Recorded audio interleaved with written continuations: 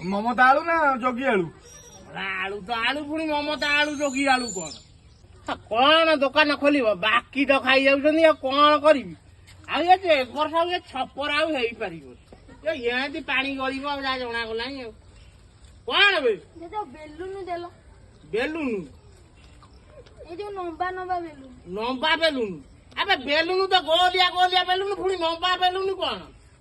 ଆମ ଦୋକାନରୁ ନଉଛନ୍ତି ଲମ୍ବା ବେଲୁନ କଣ ଉଡଉଛନ୍ତି? ଲମ୍ବା ବେଲୁନୁ ନାହିଁ ଯା ପଡା। ନାଇଁ ଯା କୁଆଡୁ କୁଆଡୁ ଆଉଛନ୍ତି, ମୋ ମୁଣ୍ଡ ଟାକୁ ଖରାପ କରୁଛନ୍ତି ସବୁବେଳେ ଖାଲି। ଯା ବେ।